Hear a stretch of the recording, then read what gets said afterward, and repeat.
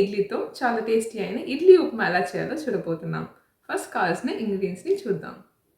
6 మిగిలిపోయిన ఇడ్లీ చిన్న చిన్న పీసెస్గా కట్ చేసింది, కొన్ని జీడిపప్పు, కొన్ని పల్లీలు, 2 టేబుల్ స్పూన్ మినపప్పు, 2 టేబుల్ స్పూన్ శనగపప్పు, 2 మీడియం సైజ్డ్ ఉల్లిపాయ కట్ చేసింది, ఉప్పు టేస్ట్కి తగ్గినట్టు, 1 టీ స్పూన్ పసుపు, కరివేపాకు కొంచెం, చిన్నగా కట్ చేసిన కొత్తిమీర కొంచెం, కట్ చేసిన పచ్చిమిర్చి కొంచెం, 1/2 టీ స్పూన్ ఇంగువ, 1 టీ స్పూన్ ఆవగింజలు, ఉప్మా చేయడానికి కావాల్సినంత కొబ్బరి నూనె.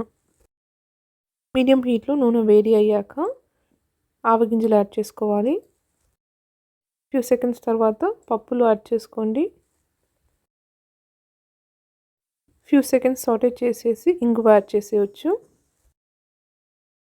పప్పులని స్లైట్లీ గోల్డెన్ బ్రౌన్ కలర్ అయ్యేదాకా కలుపుతూ ఉండండి. తర్వాత దాంట్లో కరివేపాకు, కొంచెం కొత్తిమీర, పచ్చిమిర్చి అండ్ పసుపు యాడ్ చేసేయచ్చు. ఒక 1 మినిట్ బాగా మిక్స్ చేసేసి ఉల్లిపాయ యాడ్ చేసుకోండి.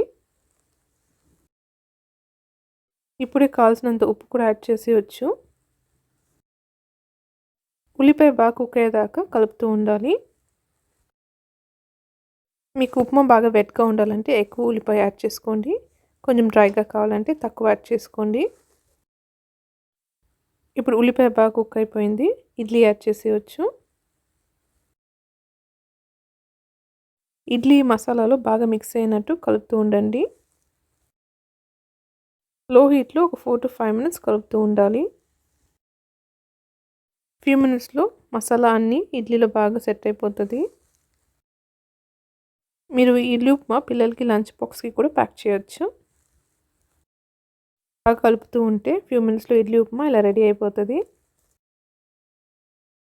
సర్వ్ చేసే ముందు ఒక బౌల్లో యాడ్ చేసి మీద ఇంకా కొంచెం కొత్తిమీర యాడ్ చేసి ఎంజాయ్ చేయండి. Idli Upma, try Chanty, subscribe Chanty. Thank you.